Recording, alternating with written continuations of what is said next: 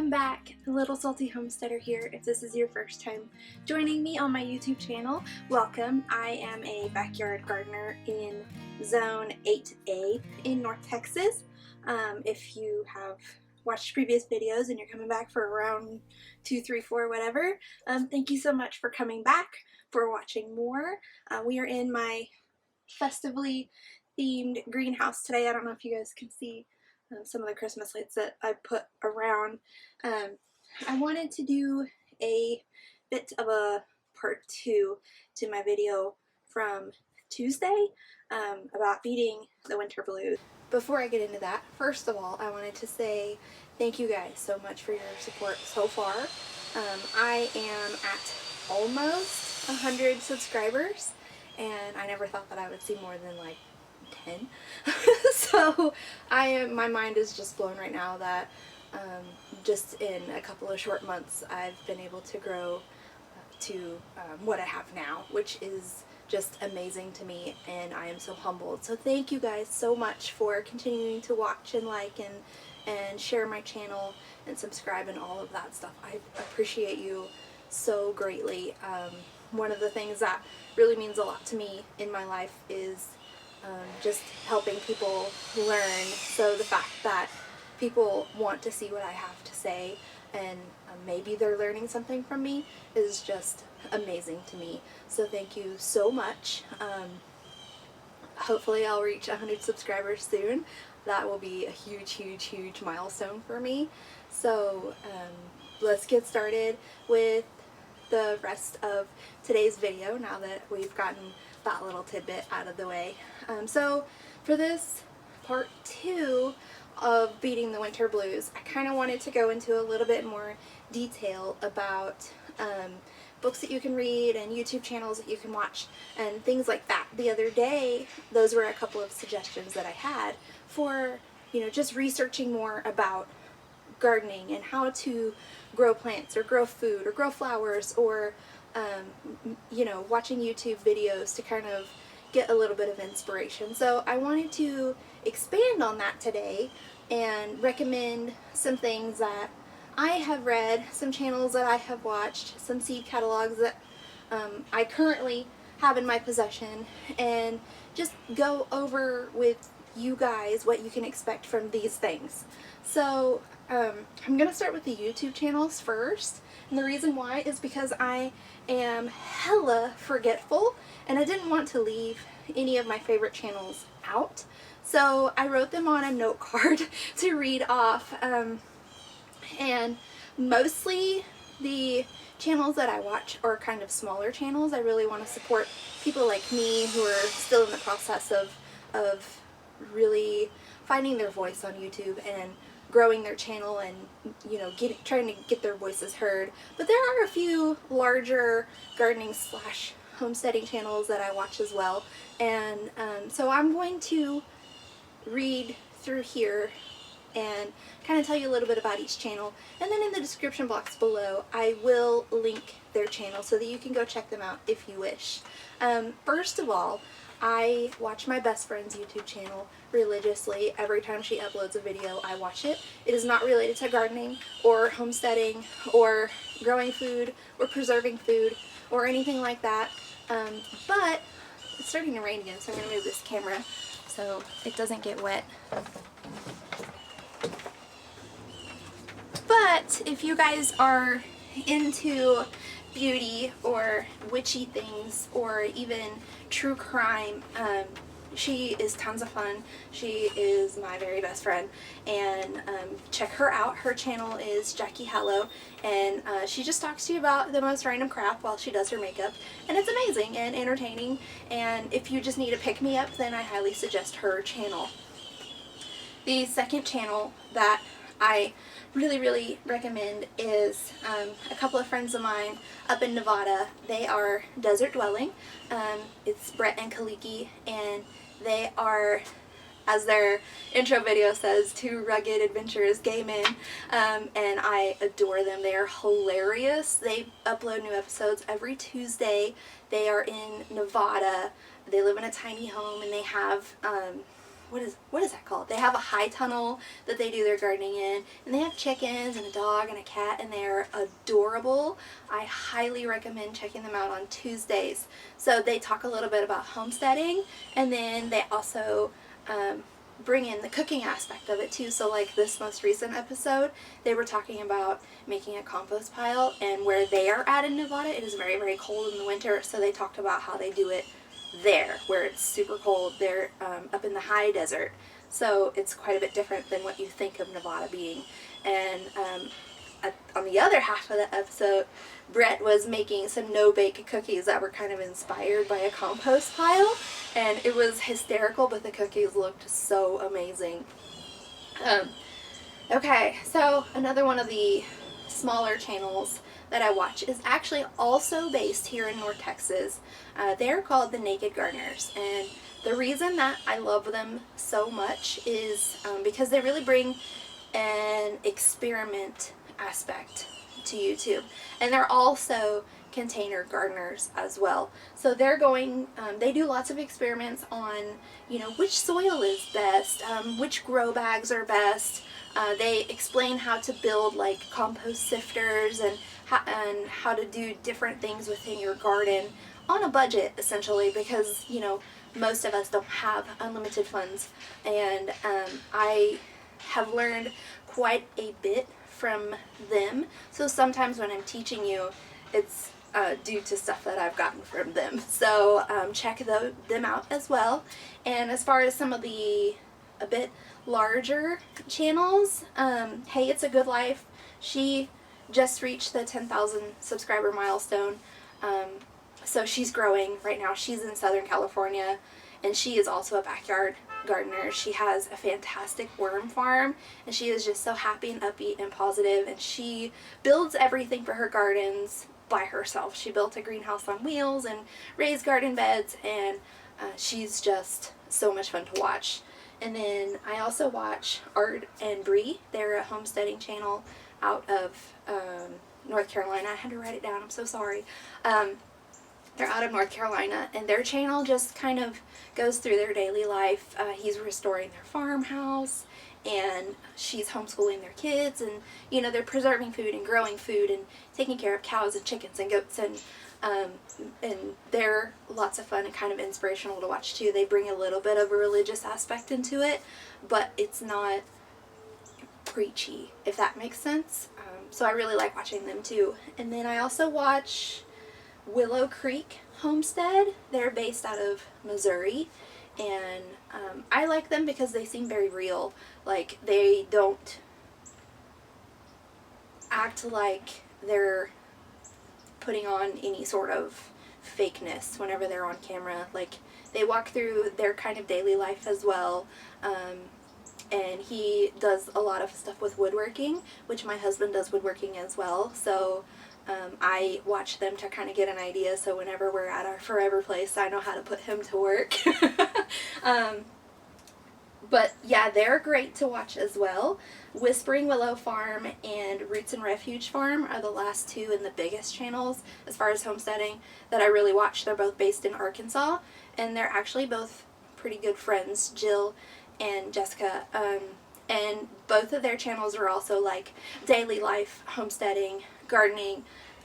Jessica and her husband Maya have a farm with lots of animals that they take care of, and they're both just so inspirational, and they bring so much joy and happiness to their videos. And they also bring a lot of instruction, so you learn a lot, but you also, at the end of the video, you feel really inspired. So those are the bulk of the channels that I watch. Like I said, I'll link them below.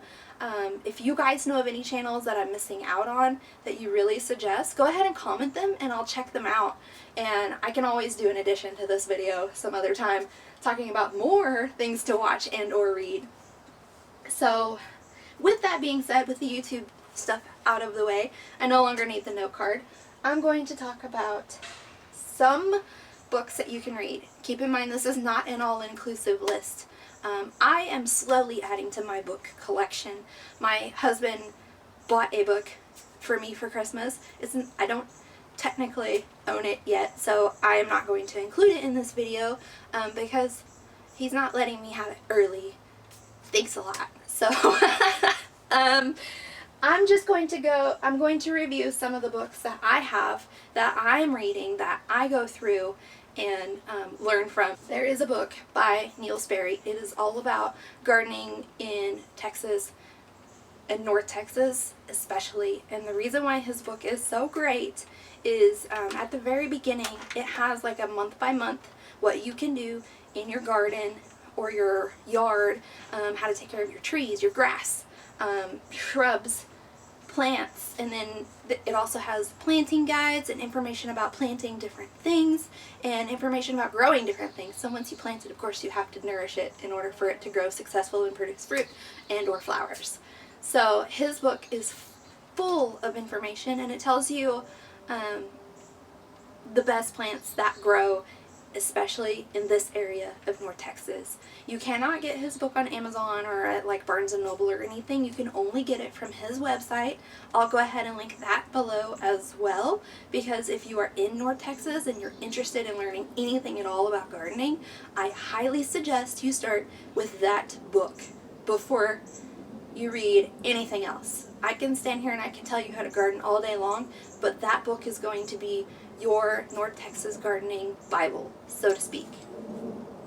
That being said, one of the other Texas-specific books is this Easy Gardens for North and Central Texas. This one is great because it tells you the absolute best plants that you can choose for the area that we live in. So it's going to talk about plants that will grow very, very well, and how to take care of them, how to water them, what kind of sunlight they need, and also it's going to tell you if they attract any sort of pollinators. So we have butterflies and hummingbirds for these begonias here, and it's going to rank the easiest to grow flowers and plants for the area that we grow in. So this one is really good, like if you're not necessarily wanting to grow plants for food consumption, you're just wanting to grow plants for pretty purposes, this one is good for that. If you, like I said, if you live here in North and or Central Texas. I've read through this one. I've planted some things based on recommendations from here. So this is pretty solid, and it does have a lot of knowledge. It's written by some folks who work for the Fort Worth Botanical Garden. So it's decent. And I'll link Amazon links or whatever other bookstore links that I could find for these books in the description box as well. That way you can go check them out yourself. This one I purchased, the Seed Garden. I have not read it fully yet.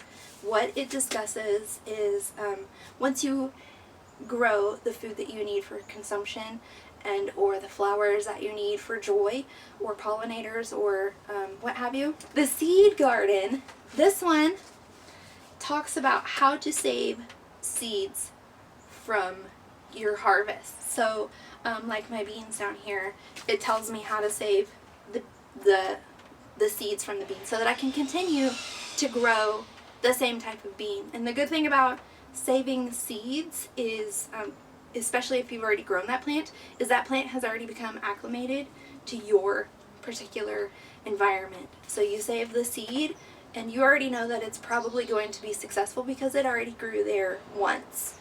So this book is kind of like a how-to on continuing to get your seeds from your plant. Okay, so this one is by Luke at In My Gardener. This is the Autopilot Garden.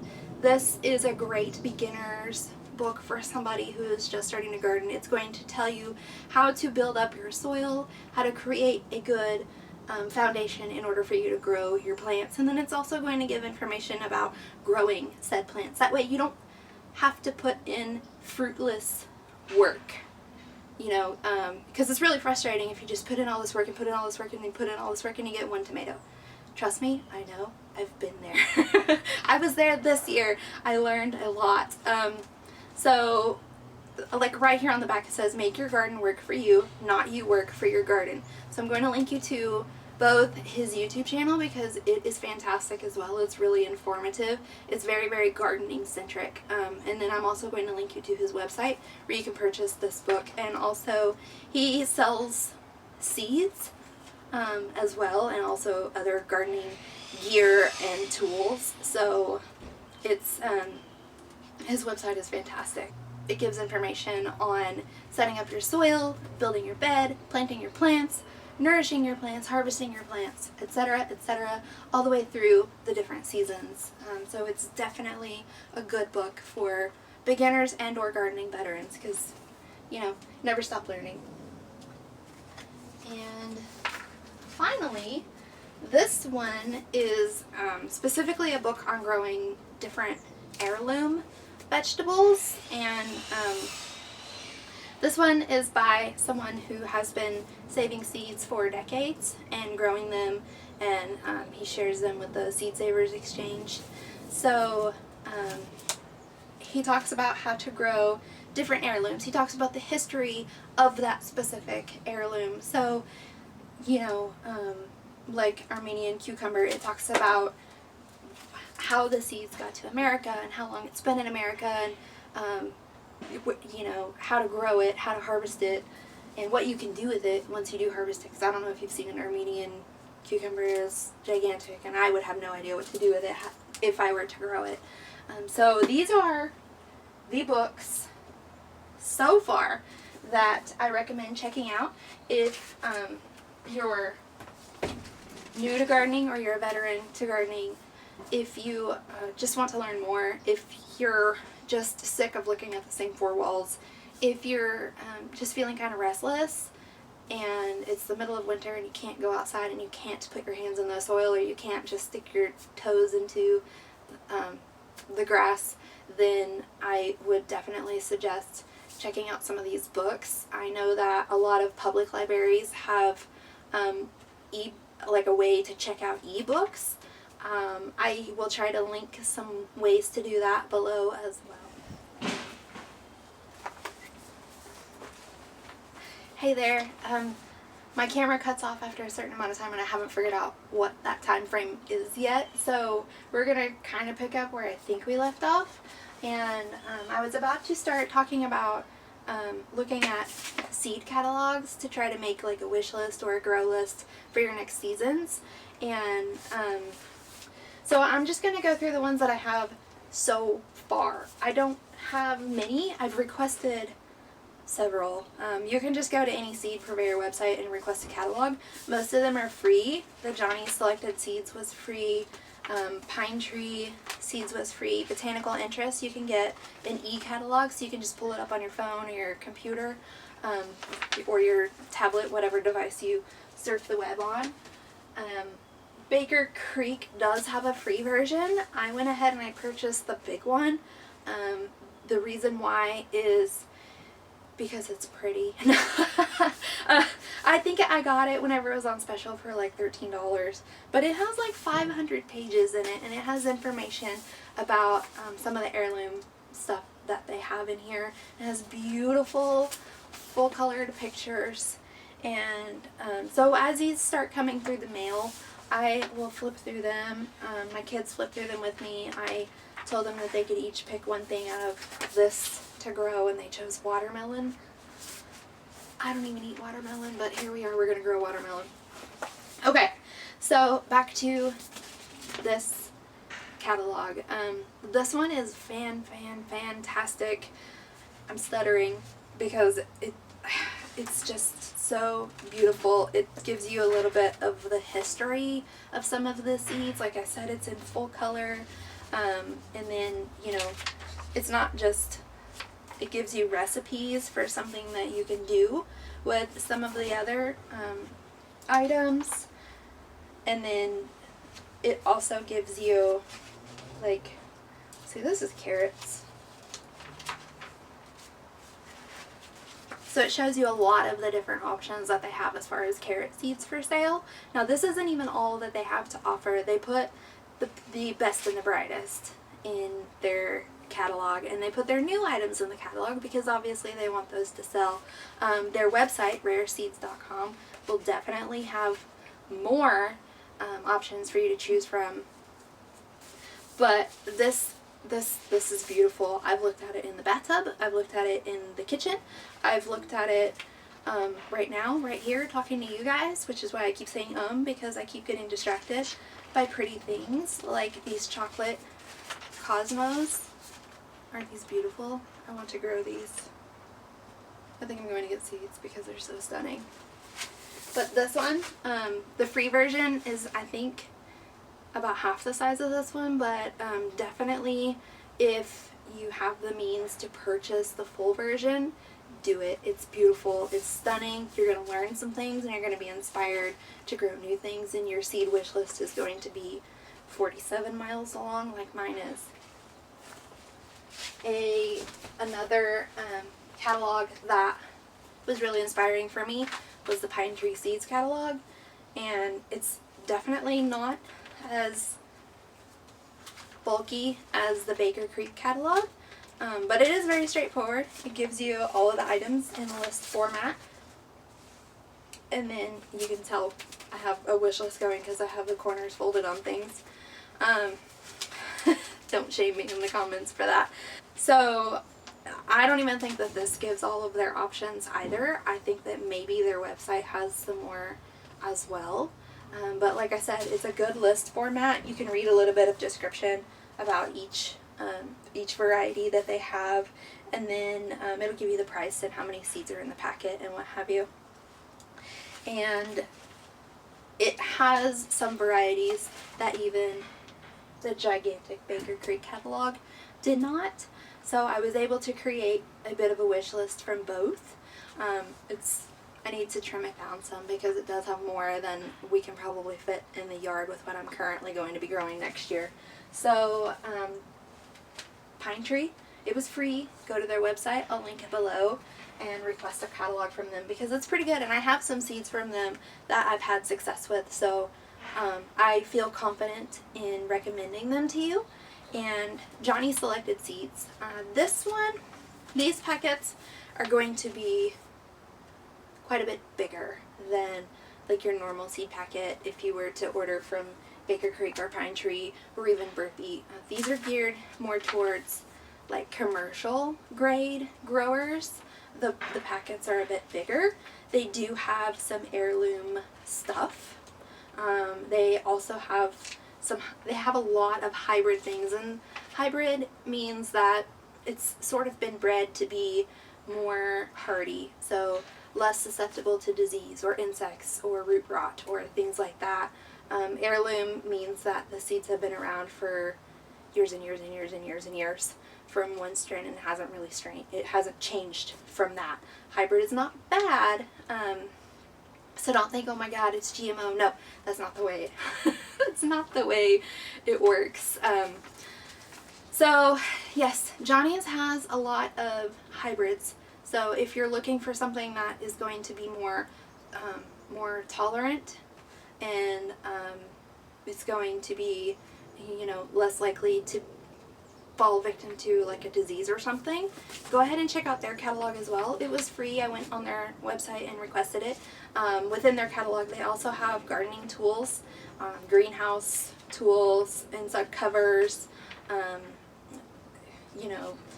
planting tools, all kinds of things, all kinds of useful things, aside from just the seeds and stuff. And they do give you planting information in here, and they give you a little bit of history about the seeds and stuff, and they talk about a lot of their employees, and their growers and stuff. So this is a great one as well. That's all of the catalogs I have. I know that most of them start arriving this month and into January, so I might do a seed catalog follow-up. I'm not sure yet. It depends on how many more come in the mail, but you can go to a lot of different seed purveyor websites and request catalogs. I also got one that was mostly medicinal herbs. I really want to spend quite a bit more time looking through that one, because if I'm going to spend time growing food, I should spend time growing some medicine as well. So I wish I could remember the company name for that one, but I can't.